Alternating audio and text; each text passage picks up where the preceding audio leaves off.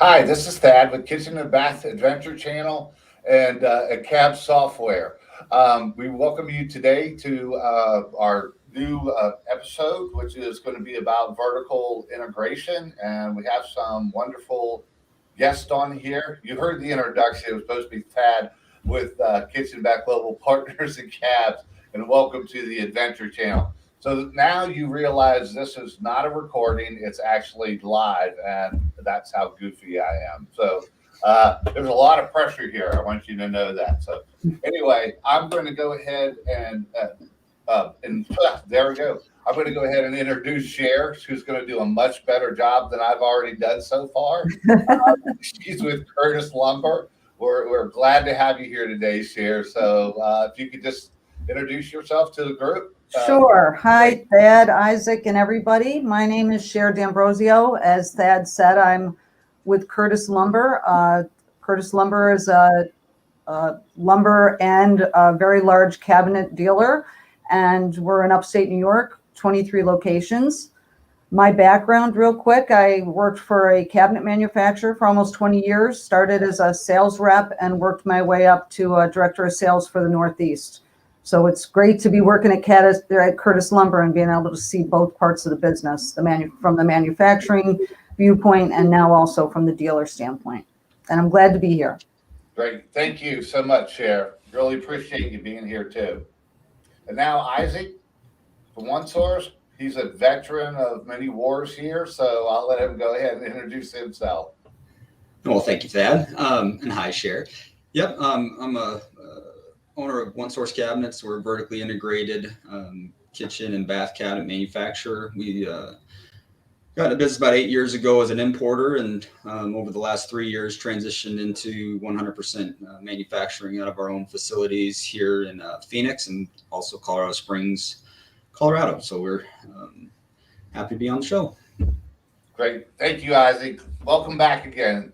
Well, thank you. So today we're going to be talking a little bit about one of the newer models that you've seen continue to emerge in the landscape of kitchen and bath industry here. And we wanted to kind of talk about vertical integration, and we're lucky to have Isaac here, who is in the midst of that type of model. So he'll be able to shed a lot of insight on it. And we'd love, listen, I know there's a lot of questions because there's so many moving parts in the industry right now. So during the episode here, if you don't mind sending in some questions that you have, please do so. So the first one we're going to start with is the slide about the vertical integration. And I wanted to kind of go over the differences so that everybody understands what they look like. Everybody's familiar with the traditional model, which is manufacturing, and then they sell to the dealer, which is a bricks and mortar, and some of them do online, and then they sell to consumer. That model has been in place for many, many years, 40, 50 years. And then you have your vertical model 2, which is what Isaac has kind of set up. So he has his own manufacturing out in Phoenix, and then he also has a store connected to it. So they make the product and they sell most of it to the trades and to the retail business. So they have to manage manufacturing and the retail selling side of it to the consumers down there. And then you have vertical model number, the second one for vertical, which is the manufacturer, which I'm seeing a lot more of this coming to play out there, which is they just manufacture and they just sell online. And I think we're going to see more and more of that start to really emerge again into our industry.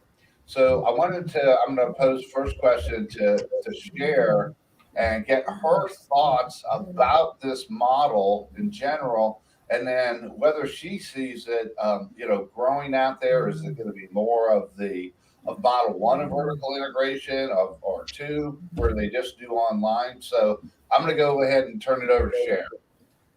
Thanks, Thad. I kind of think it's all of the above. I think the the year and a half, 2 years that we've all been through has really forced us to look at our business and industry differently. Not that we always hadn't been, but it's a different world out there. And I think that we all learned very quickly that the things that we were controlling or thought we had control of, we lost control of. So I know our business and many other businesses out there and many kitchen dealers are looking at things, and like Isaac has done, obviously, starting to look at other ways that they can control the business and go to market with the consumer. So I think a little bit, we've certainly spent a lot of time looking at that and continue to look at that. And we've certainly seen other parts of the business and parts of the industry making changes already, whether it's taking over and just one of the supply chain items that they need, starting to manufacture it, or even taking over just parts of the business that they weren't doing before, like logistics and things like that. So I think everyone's involved in knowing that they've got to change moving into the future. Yes, you're spot on. It's amazing how many you see their strategies continue to morph into a different thing as as we see changes in technology and especially the consumer behaviors. They're moving faster now than we've ever seen them move in the past. And so, Isaac, without sharing too many secrets from your strategy room, your war room that you have down there, how do you see your business kind of evolving right now, and how online is going to play a role in that, and compared to the growth of the store you're supporting in the local Phoenix market? Obviously, competitive advantage is important and key.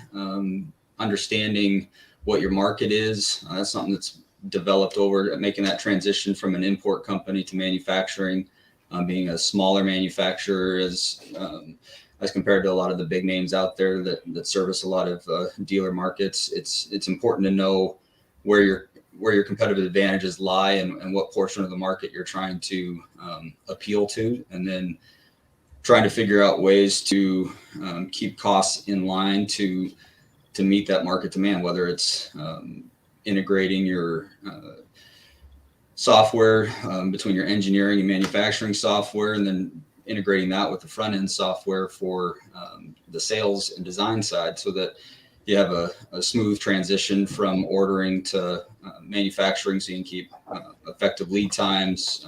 Obviously, we benefit from the being able to do just-in-time manufacturing, so it's like every job is a custom job, even though we have a catalog of items that we can reference to create that line of cabinetry. So it makes it very important, though, to have a very streamlined operation, like you mentioned. Online sales, something we are developing out now, is a way to dip our toe in the water for an online marketplace that ties into our engineering software, where we're not having to put more overhead in place to be able to handle that extra business in a different ordering channel, so we can segment the market a little bit and appeal to more people. That's great. Thank you. It's really interesting because I'm a big believer in the further integration of manufacturing and dealers, whatever that looks like, on a lot of different levels. Because right now they act as solo businesses, and I'm sure you've heard talk about this before, where the dealers are putting the orders in the portals of the manufacturers, and then you go and put it over here and over here, and there's really no integration of information going back. It's just maybe not the most efficient and effective way of working together. This isn't a plug, but we're doing a traction group in December that brings manufacturers and dealers to the group to be able to talk more, work out their big rocks, and understand what that relationship is going to look like in the future. And Isaac is already, out there working on this, because he does have the component of the manufacturing. He does have the component of the selling direct to consumers out there, and being able to dovetail those two together, I think is a big advantage. You have both insight into both different categories that are out there, and hopefully, continue to work together from one entity to the other to tighten and streamline those processes to really be able to do it, cost effectively, and then also being able to serve the customers really well, because you control more of what's going on there. It's more to control too, which is the other side that you have to do. But, at the end of the day, if you continue to improve them, then that certainly makes a better model than the two silo businesses that are out there. And yeah, to your point, Cher, what are your thoughts on that manufacturer dealer relationship and how you streamline that, and what lengths have been gone to recently that you've noticed to improve that, and what makes you shy away from a manufacturer when it's not? So first of all, I have to point out the dovetail analogy that Thad used. I thought that was pretty good, Thad, that you talked about dovetailing with the cabinet conversation. I think, that's a really great point. One of the things that we've said, and again, I'm referring to these past couple of years, is that we've really realized the true partners. And I think that, with the benefit that we have of being a very large dealer, there's things that we need from a manufacturer that we push on, that we, it really did help me being able to look at both sides of this. Being from the manufacturer, we did a lot of things that we thought, this is exactly what the dealer needs. And then all of a sudden I get in this seat where I'm a dealer and I realize, what, those first three things really aren't that important, but here's things we really need. So, we push and try to get that information that we need. And that really is what stands out on a good partner. A lot of times we all get in that, and especially in the past, where it's price, price, price. And I think that as you've been in the business a number of years, you realize price is important, but there's so many other parts of the relationship that is essential to be able to being a new partner and giving the dealer what they need in regard to, cabinets, products, service, portals, all those other things. So that's really what we found. And we continue, like I said, to push on the things that we do think are important. And a lot of that, whether it's the product piece, but it's also the analysis piece, it's a lot of the services that they offer, those type of things. It's the whole package.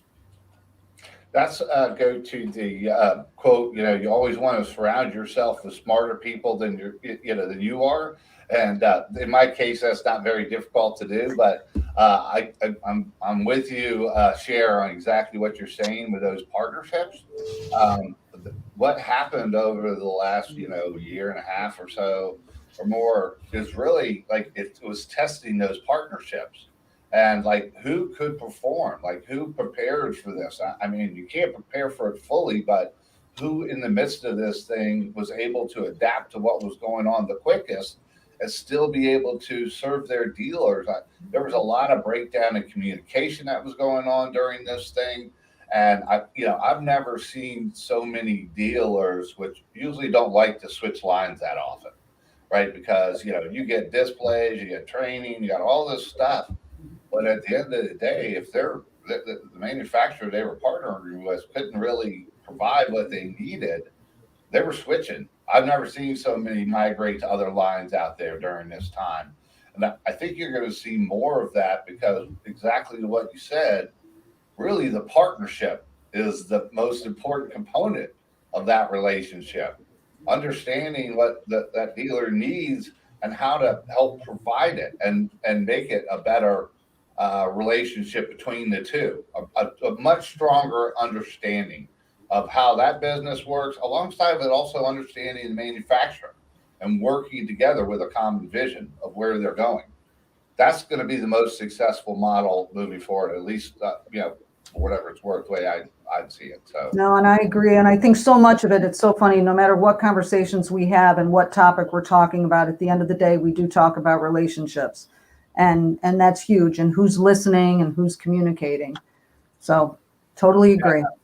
Yeah, I was working with some dealer reps out there, and we're really trying to heighten their level of understanding of the dealer's business.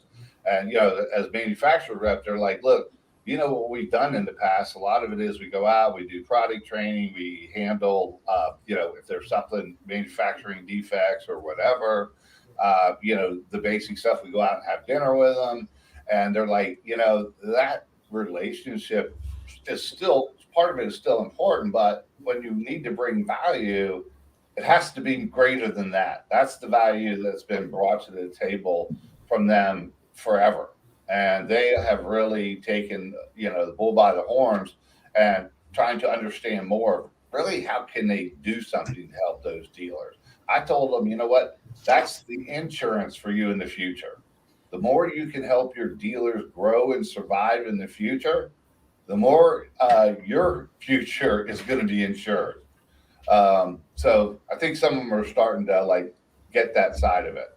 I think they're forced to be getting that Yes. side of it. And we had a vendor in here the other day, and he had said that there was a team of them, but they were saying that they had ended up being, they have a quicker turnaround, and they had ended up being a Band-Aid for a lot of the dealers, just like you referenced, in terms of, people needing product quicker and things like that. And I'm like, way to take advantage of an opportunity. I mean, that's, again, it may have just been a Band-Aid for some, but it's building a new relationship with others.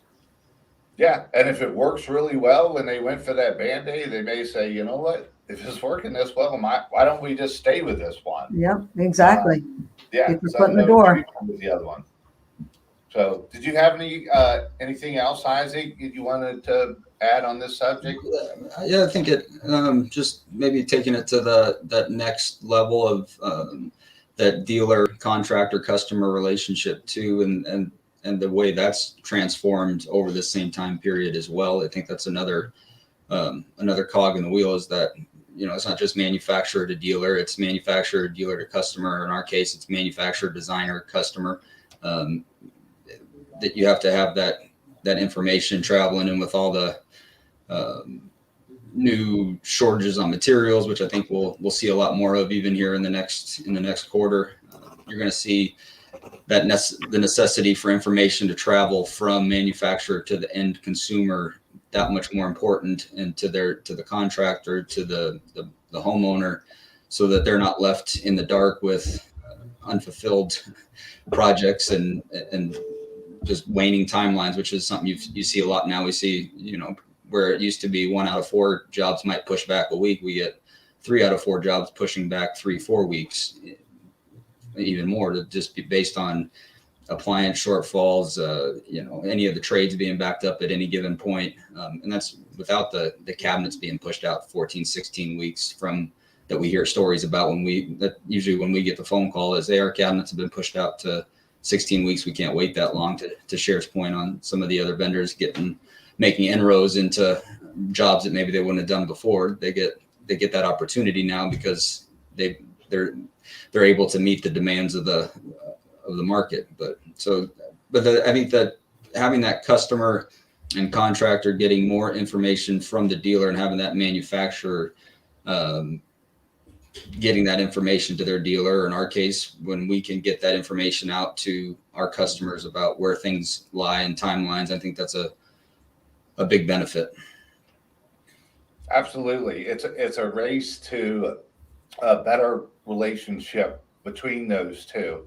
And like I said, this other customer I'm working, this manufacturer, they can look at bringing stuff online, but the amount of sales they're going to get from that, out of the gate, is never going to offset what they may do in upsetting the apple cart with the dealers that are out there. So being able to, help them develop those tools and platforms out there is going to be great. And then also, because they're usually a lot bigger entity, they have the ability to go and understand where consumers are going and where their behaviors and how they're shopping out there, and being able to share that with their dealers. It doesn't mean that they won't have some online presence out there, just to understand that side of it. But I think a lot of it is going to be continuing to build that relationship, exactly what Isaac was talking about. The stronger that is, the more productive it is, the better customer service it can provide at a very value driven price. I think that's what everybody is going to try to get to. And there seems to be a lot of routes right now. So I think it's going to be, maybe a little school of hard knocks, because everything we're going over now is absolutely new ground. And it's going to change in a lot of different directions. And that's why I like it so much. It's so exciting. And the movement isn't like what you've seen years before, right? You see like that in the kitchen and bath industry. And now people are starting like, oh, that's not fast enough. We really got to speed this process up.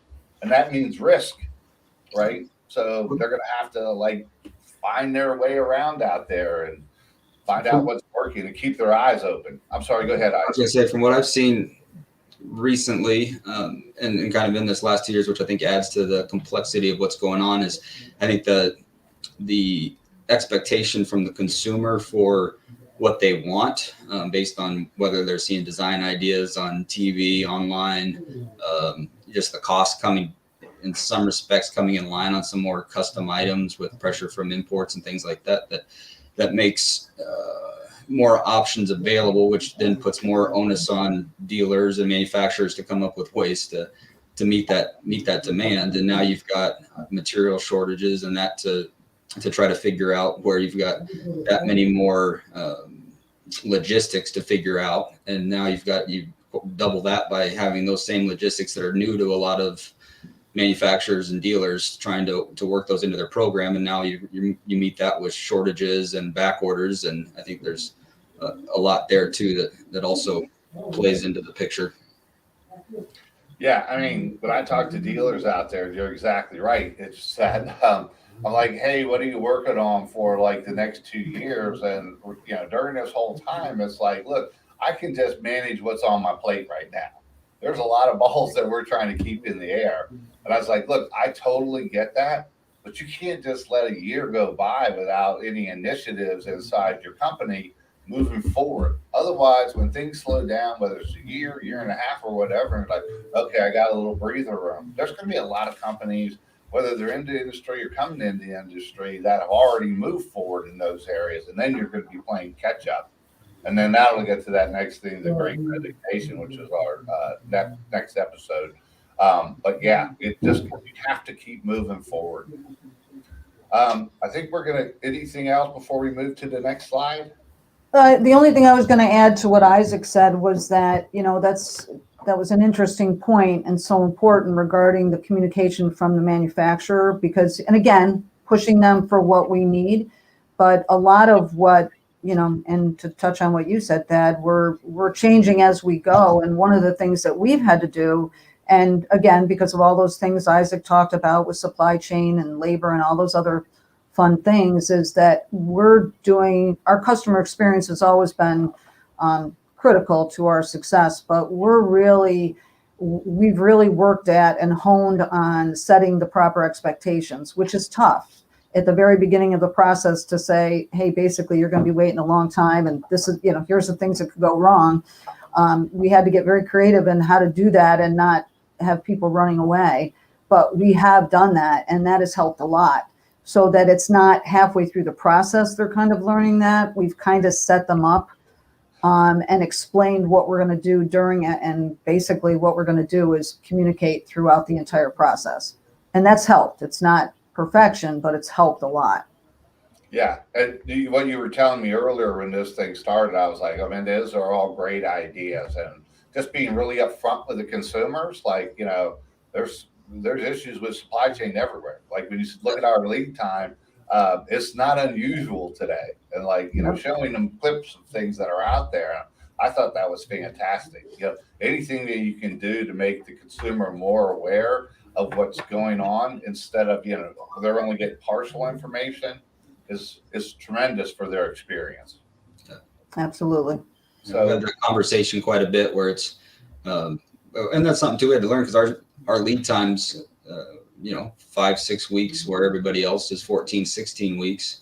But that's also true for a lot of the component manufacturers too that go inside some of these cabinets. So we're delivering cabinets without components in them, and then we're still waiting that, and we're getting, you have issues with money and things like that where customers don't want to sign off on a final job and say, well, Sure. understood. But so if we don't have that, like to your point, Sheriff, if you don't have, and that's what we learned, is that if you don't have that conversation up front, like these inserts, you have to know that we're giving you these better lead times, but that means the cabinets are going to come out. You're going to be able to make progress on countertops, flooring, backsplash, so forth. But there is that expectation that this is above and beyond our control, and we're going to get it to you as soon as we get it. But at least we're making these steps. These are the positives. We're getting everything else moving forward. This is still going to be on a bit of a delay until we get that one component or something that's out of our control. So.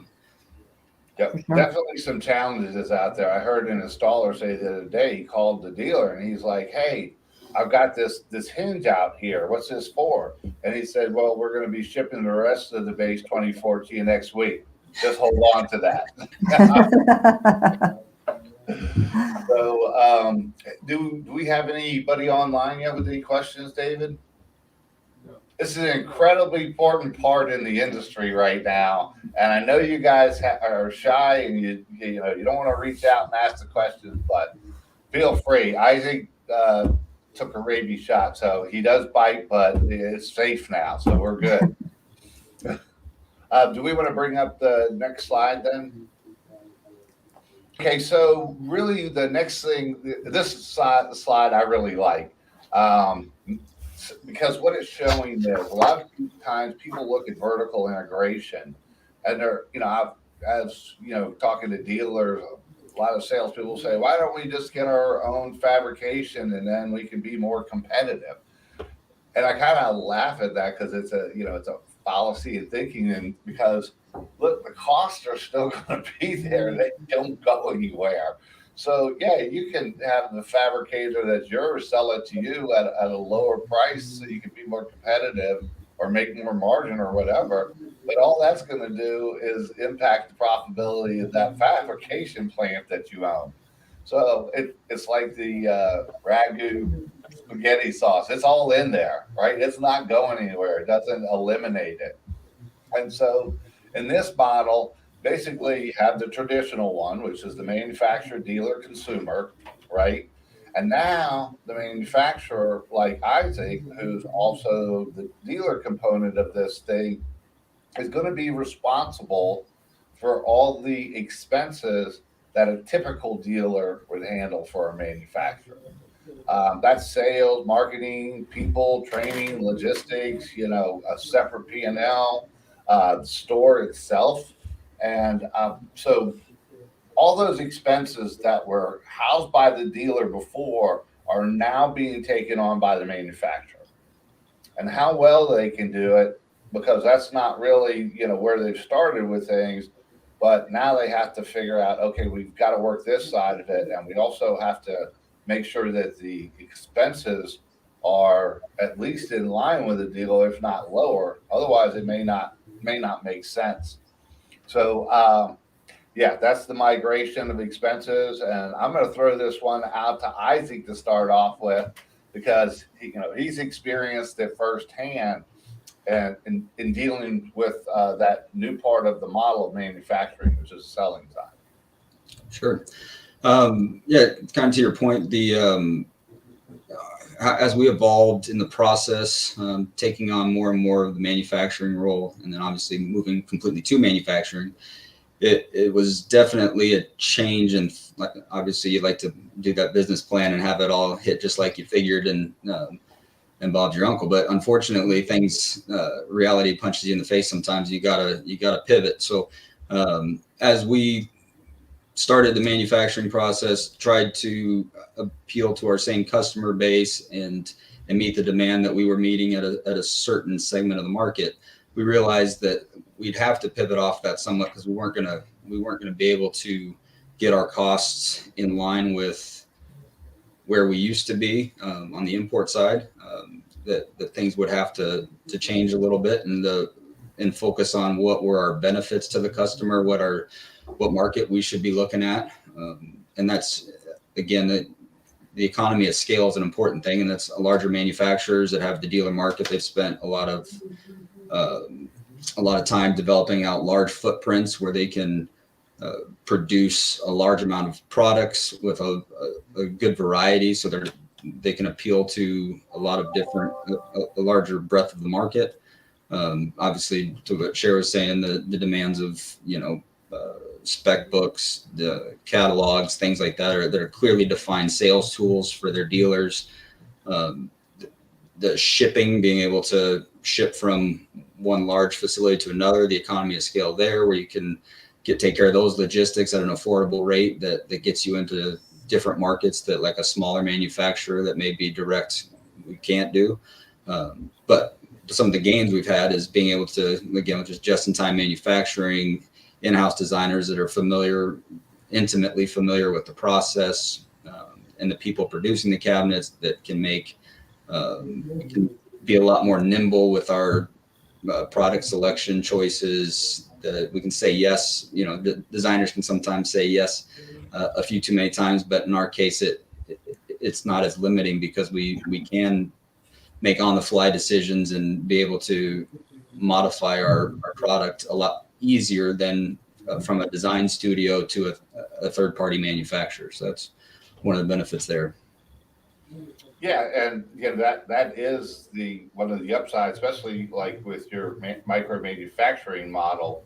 That a lot of the national manufacturers have to really service the whole country in some ways, and they don't get to pick the door styles that are popular in that region that they're in, and just kind of focus on those things. They, like I said, they have to appeal to everybody, and that's a lot of cost in having all that variety that's in there. And then one more quick question for you, Isaac, then we'll open the floor to Cher, is when you see the list of expenses that are involved in there, what's like the number one expense of those do you think that you may be able to drive down compared to a regular dealer? So you've got, let's see, the number one. We've got, showroom space is one of those things that I think is overhead on the showroom and office staff, just because we do have, obviously it's still run under one company, so you can utilize the similar personnel or same personnel for operating both sides of the business.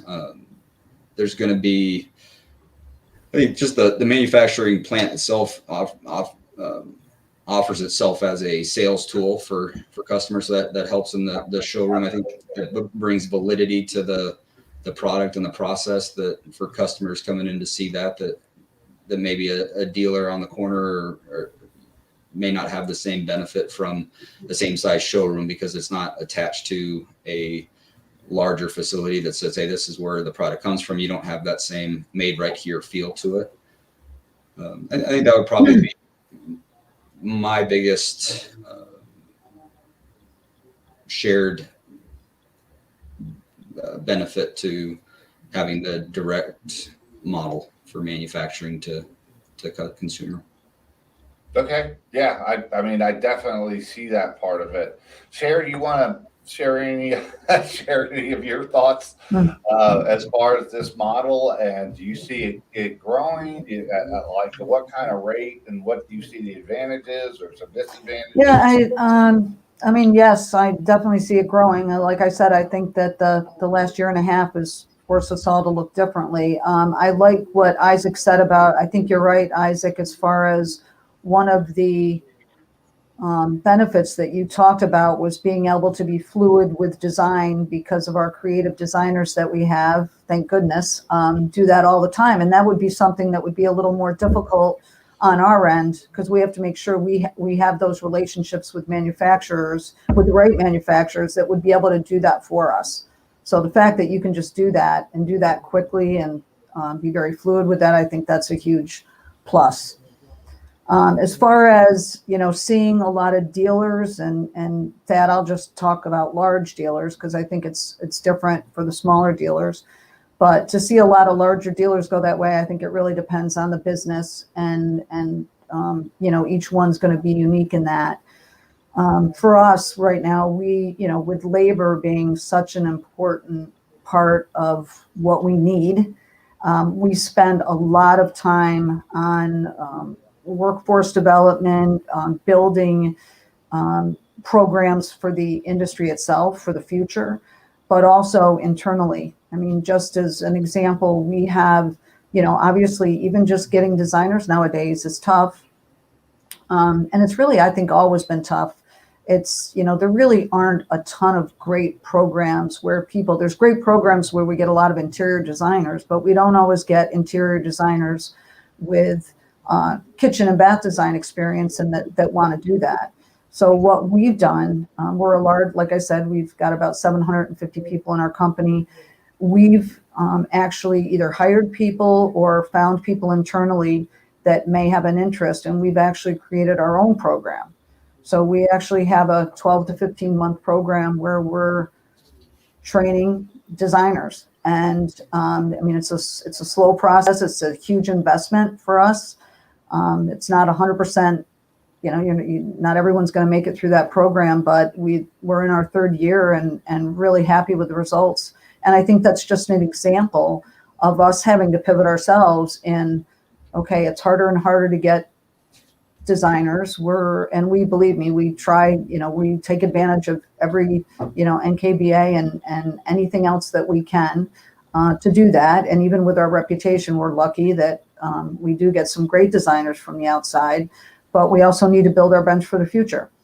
And, there's a lot of senior designers. We need to get, some younger people that are interested in getting in the industry and working hard. And with our program, we're going to have to, really take advantage of teaching it ourselves. And so we have an internal trainer, we have an internal program, we have a training library, and that's all basically something we had to do because we couldn't do it the way we always did it in the past.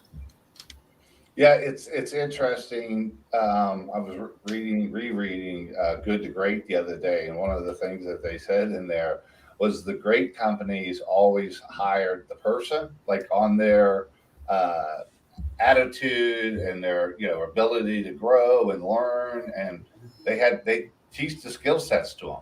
And other people are looking at and they're like, oh man, how long is that going to take? I need to have somebody I can hire that can bring $1 million to me tomorrow. I'm like, really? That's not going to probably happen. And you guys being bigger, gives you an advantage where you can do that. If you go to a showroom that has like 2 designers in there, it's difficult to bring somebody in. Right. Because who do you have to train those people? The other designer's selling a lot and may not be able to, spend the time with them to get them up to speed. So certainly advantage for larger dealers that are out there. I've even heard some mid-range companies that maybe can't have their own trainer and have their own program, but I've heard that one of the things that I thought was really creative was, and I'm sure there's a number of people already doing this, but where they'll have a successful designer in the company and then they hire someone and their training program is basically as that designer's assistant. So yeah, that's a great way too. It's don't get them into sales, get them in a support position. They learn all that stuff. And then, when they're ready, give them the opportunity to move into a design. Exactly. With that goal. So yep. There's ways to be creative, but we've all been working on it. You got to do, right? Got to do what you got to do. The other thing I was just going to mention really quickly is some of these larger, I just found out there's a dealer that has like 6 locations around here, and they've gotten into manufacturing now. There's one part of what they're selling is made by them. And when you're doing a lot of volume, you absolutely have to learn the manufacturing side, but you also already have the volume of sales so that you can turn it on at whatever speed you need to through the stores that are out there. So that's another thing I think people are looking at, because the reliability of the channel they were getting from manufacturers was not what they wanted. So now they're exploring that, which is a little bit different from manufacturer and getting into the dealer side and then selling, compared to being a dealer and now stepping into the manufacturing model so that they can support their own stores that are out there. I know you guys have never thought about that, Sharon, so we won't touch that. I'm just kidding. We never talked about it ever. Exactly. You know what? We're going to get into the next slide, which leads exactly into this. We are getting into the next slide that I already said that. Boy, what an introduction at the beginning. I was like, what are you talking about? I'm the channel of adventures from Kitchen and Bath Cabs. It was all over the place. But it did prove to everybody that this is actually live, because if it was a recording, I'd never let that go out. So to Cher's point in here, the real question comes down to being able to master the business that you take ownership to, right? There's different disciplines that are out there. In Isaac's case, you know, it was started kind of like that, where you're managing both, but you know, he spent a lot of time having to convert to the manufacturing side compared to the assembly side, right? And that takes a lot of time, effort, and focus. And what it does is the selling side may have a tendency to kind of sit on the sidelines a little bit. Not completely, obviously, but maybe not get all the resources it needs to be great that's out there. And to like looking at Cher's model, like they have the selling part down. You know, they got 22 showrooms up in the New York area and 5 other states. And, you know, now that they have that down, do they want to get into manufacturing, right? Like that's a big step for somebody like that. It's like like I said, it's a whole different business that they have to learn over there. They do have the volume that they can set up with that thing, which is a real nice advantage. But in their minds, they have to decide, do we want to try to manage both? And can we be the best at both? Or do we want to stay out of the manufacturing and spend all of our time, resources, and focus on how we can do better in the selling space that's out there? So that's what it comes down to. Like, so I'll give you a quick example. If you're a good manufacturer, right, and then you want to get into the selling side and your manufacturing is like B+, A-, or whatever, but your selling is like a C, first of all, the volume you're going to be moving out of the plant is not going to be where it should be, because you're not selling as much as you should. And that whole model may not like really transfer into profits or great customer service or the branding that you want to get out there. The same way back with the manufacturing from the dealer side. Then the other part is you look at the two expense models. One of them is the vertical sales model that's out there, and the other one is the dealer sales model. And you have to compare those. Like, you know, maybe Isaac is over there and he can do the vertical sales model for 10% less, right, than a dealer can.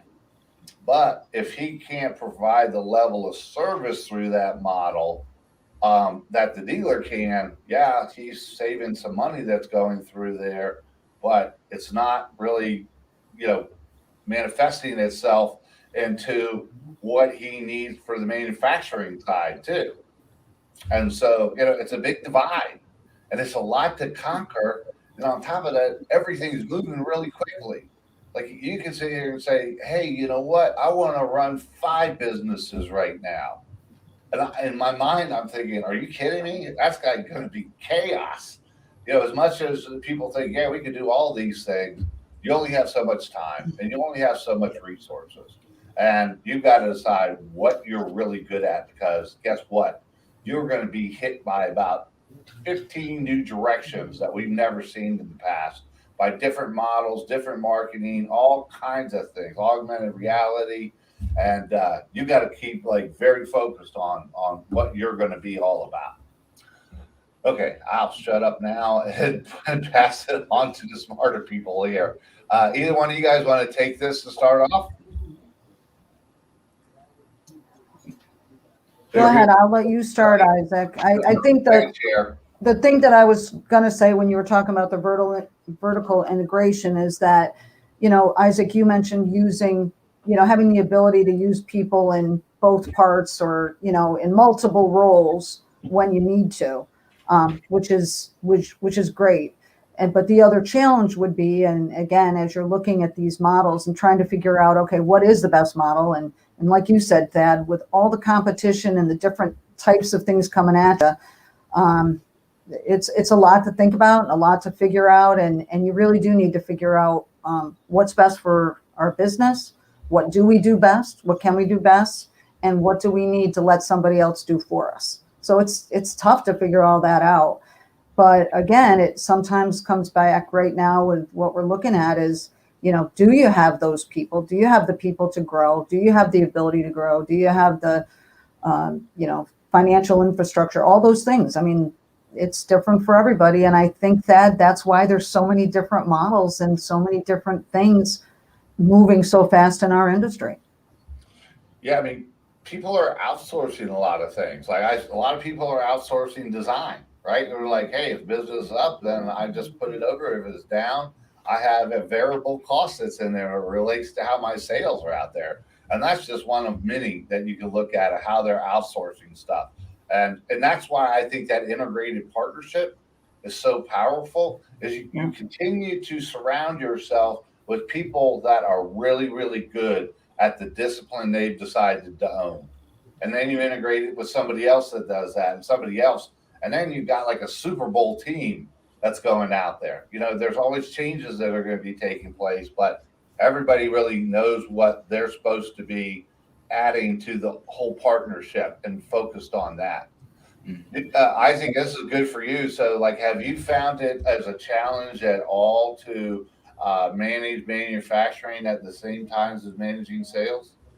Well, sure. Yeah, I mean, I think we've talked about it a little bit before. Is that when we've had, again, challenges with manufacturing, figuring out that process, wanting to get product to market, and trying to figure out how to meet the new demands of new products. So you sell a little, you realize, well, we need to fit into this market segment. So now we've got to develop that side of our manufacturing. The distributions change, so we have to meet that. How do we get these products in front of our dealers, our contractors, our customers? So yeah, no, it definitely is one of those things that you feel pressure on the manufacturing side, and you tend to focus more on that, and then you let off on the sales side. If you overextend yourself on the sales side and you start focusing on all that, you say it's important to have balance, and especially when you're scaling and growing. I mean, that's true with anything, whether you're, you know, every company has multiple facets to it. So it's not like we're unique in any manner other than we just have a couple extra components maybe than a traditional dealer market. But at the same time, they're taking that time and putting it just into the dealer aspect of their business, the selling. So that's a big benefit. And that's what, as to your point of having those individual companies well run, whether it's the manufacturer being well run and the dealer being well run, that they can both have very efficient companies that can easily integrate products and services and get it to the end consumer. I think there's a lot of value in that. So as a micro manufacturer that's vertically integrated, you got to make sure that you're able to perform on par with that same efficiency that's offered from that manufacturer dealer relationship, which I think, and that's again, I think it's the different models are complements to each other. I think there's going to be hybrids of that model too moving forward. I think to the customer or the dealer you mentioned that had 6 locations that was starting to do manufacturing, I think some people are hesitant with that because they're worried, and we've had the conversation with people before, dealers, that, oh, you're going to be stepping on toes, and then now they're not going to sell to you because you're making your own product, and how can we sell it if, well, at the end of the day, there's room, there's value, and the sales side and bringing customers to the table. There's value that, you know, a one-time consumer as compared to a regular dealer or contractor, that there can be different segmented sales that happen throughout that process. So it doesn't all have to be a one-size-fits-all solution. And there's going to be a lot more where it's buying components, especially as we have the digital age get more and more upon us here. And you're already seeing it, where you can have the integration of multiple vendors into one product happen seamlessly in the back end of a software program that before wasn't available. So I could make the boxes in-house, but have a customer select a specialty drawer box that I can't make that gets provided by a drawer maker down the road. I could have doors that we don't have the knives to cut or the painter to finish it, that comes from the East Coast, that if they select that door style, that it gets done and it gets delivered, and it all meets up in the middle at our facility to be put together and delivered. That's another portion of the business that is quickly developing into something that I think will help the micro manufacturing side, and already has, but I think it'll become even more streamlined and more efficient and financially more viable to compete with the larger manufacturers and offering that just in time benefit. Right. And then the question comes to, really the ability to scale up from that. Duplicating that manufacturing, the micro manufacturing into another area, and then the selling side of it. And the last thing I'll be there is that, when you look at consolidation, there's a lot of consolidation that's taking place right now. You can look on the manufacturing side, right? Like over the last couple of years, you look at Cabinet Works Group, and there's a bunch of them that are all being bought by private equity or by other ones that are out there. And then you look on the dealer side, and there's a lot of acquisition there where people want to grow and they're not in a certain market and they're buying up the local dealers.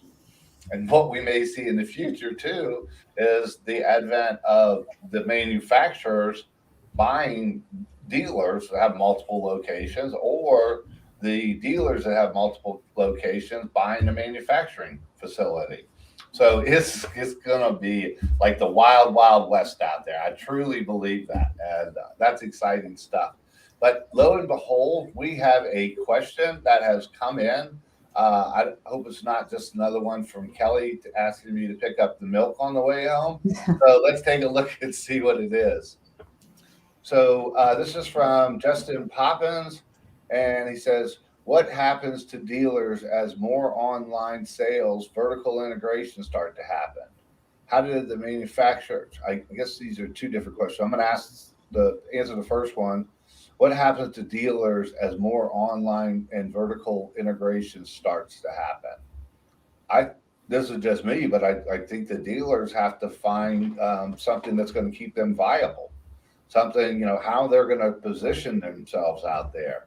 They're going to have to look at their cost model. They're going to have to look at their online model. They're really going to have to step on their ability to serve the end user customers. All these things are great advantages. And, if you're really good at those things, then I think that you will stay viable if you're staying in touch. And the main thing is your adaptability. If you can't move quickly, like Isaac said earlier, if you can't pivot on a dime, then it's going to be tough. And the mentality in our industry has not been that. And, I hate to say it, but the people who aren't going to be able to change like that could put themselves at risk. And did anybody else share? Yeah, Thad, I'm going to add to that. It's interesting you said pivot on a dime, because that's exactly what we did with the pandemic to get, almost 40 designers within a week working virtually. So we were always working toward, we have the 360 views of our showrooms online. With the millennials and the many people that prefer to do things online, and the pandemic only helped that along even more, like we all know. We'd already been working on a lot of, really strengthening our lead management program so that we actually, address each lead before we're shooting it to somebody to take care of those kind of things.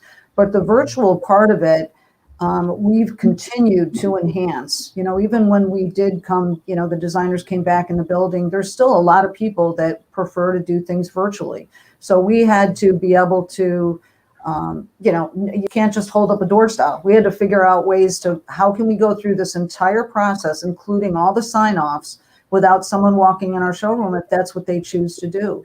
So they could be in our showroom, on our website. We just came up with a lot of different tools that have really helped us along and kept us viable. So I think that was a really good question. But a lot of it, like I said, we were working on some things, but boy, did we have to go full speed ahead. Yeah, and the speed, I just can't say it enough, is like, it's, everybody looks at it like in the rear view mirror, like, okay, what they've experienced about the speed of change. Like, okay, we can get to it. It's not going to move too fast. I'm like, you can't judge the speed of change by looking backwards, not like where it's going in the future. It's like, looking at a horse and buggy back there, and everybody in front of you is driving race cars, and that's the speed things are going to get to. And they just have to come to that realization. It's scary and it's different, but if you can't put the risk in there, it's riskier not to change. Absolutely, in these days, that is what would apply out there. Did you have anything else, Isaac? Yeah, I was just going to say, the chasm that still exists between the end user and the final product of a completed kitchen, with, especially in this case, kitchen cabinets.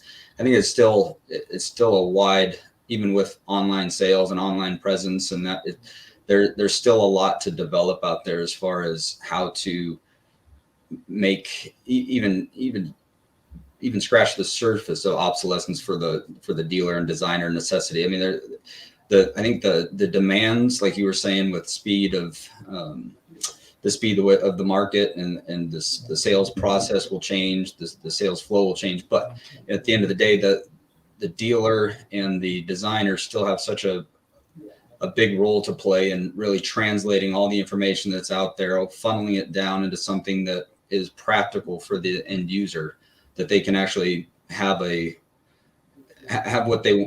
big investment go to something that's truly going to be something they want for the 20 years that they're going to have it for, and 30 years or how many ever years. And there's just, it's amazing how many professionals, quote unquote, in the industry are out there that just they don't hit the mark as we stand now, and with all the information available. So I think again, the cream just rises to the top, and there will still be just a huge place for designers and the dealer business moving forward, to be able to get that information to a customer that has just so many things to think about. I think we're seeing that with the digital age. It doesn't mean that there's less going on, because people are busier now than they ever were. The digital age has just made it so we have access to more things than we've ever had access to. So now we've got to figure out how to digest all the information that's out there, everything that's available to us. And you need people that you can trust to get you across the finish line. Absolutely. Yeah, absolutely. I mean, augmented reality, like all the money that's going into that right now, like it just like slams with kitchen and bath, the industry. I mean, those two are going to be partnered, and it's going to be a crazy town when people start seeing these like new technology capabilities that are out there, and customers want to be more engaged. So real quickly, we have another question. I certainly don't think this one is about the milk, so we'll bring this one up. This is from Jason Lockhart out in Texas. There has been talk by organizations like the NKBA and others to work a little more with universities and their design schools to integrate more training on kitchen and bath design. What is your thinking on that? Will help talent gap with new designers, or is it going to be better learned in the field? The interesting thing to that is the number of people who are gravitating towards those type of studies right now are diminishing. It has been diminishing. A lot of colleges have cut those programs that are out there. And, I'd love to rely on the universities, but if they're not, all the kids that are going through college right now, they want to be in healthcare, they want to be in the tech world, they want to be, like, hey, do you want to like get in the kitchen and bath industry? And they're like, no. There's still people out there especially in interior design, but not specialized in this. So, from my perspective, I don't think we can rely on that as a funnel of talent. We'll still get some of it there, but it's in no way going to fill up the gap of what is going to be needed out there. And so you look at what Share is doing, where they're hiring people, the right people with really good skill sets, really good attitude, and then getting them up to speed, bringing them through faster and faster to have them have the ability to start working with customers. What are your thoughts about it, guys? Either one of you. Exactly what you're saying. I mean, like I said, come up with your program depending on your size, what you can do, because NKBA, those type of things, getting involved with those events and actually networking and meeting people and showing them what your company's like, it's absolutely an option. But, you know, as Thad mentioned, I always say you can't teach personality.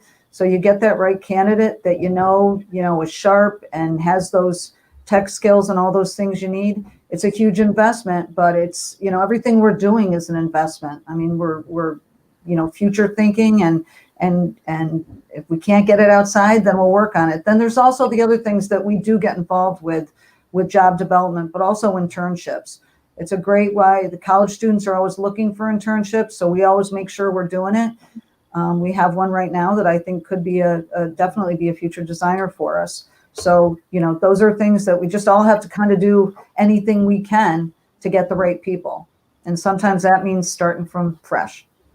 Yeah, that's in some ways it's even better because you get to train them the way that you want and how they're going to interact with customers and all the rest of that stuff. Absolutely. Isaac, any thoughts to it? And then Yeah, we're going to probably close down here for a second. Yeah, just to extend on that a little bit, where you can have your more experienced staff designers basically taking greener talent under their wing and helping them establish themselves, learn the systems, the processes, and in the process they build their portfolio and extend their capabilities, because they can utilize new talent for some of the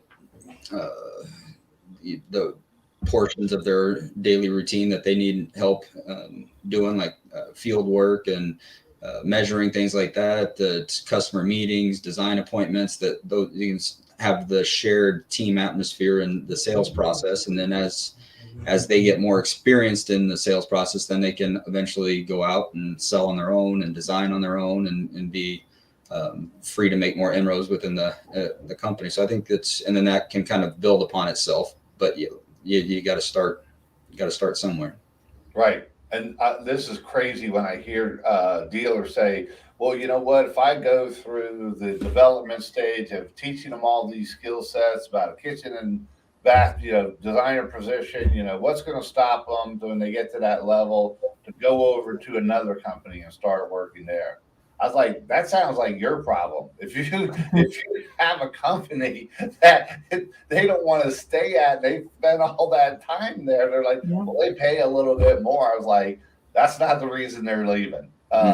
You know, if they really like the people they work with and the team and the environment and the engagement, all those things, the likelihood that they're going to go is not very high. So, but you got to have that in place too, obviously. Well, listen, we're down to just over our time, and I really wanted to thank our guests today. You know, Cher from Curtis Lumber and Isaac from One Source Cabinets. It's been great to have you. I really appreciate your time and your insight as things are moving forward, and I hope a lot of people watching this got some things that they're scratching their head now and kind of wondering what they're going to do next. So anyway, thank you guys again for coming. I really appreciate it, and hopefully we'll see you back on here soon. Sounds good. Thank you. Thank you. Take Have care. a great afternoon. Thank you so much.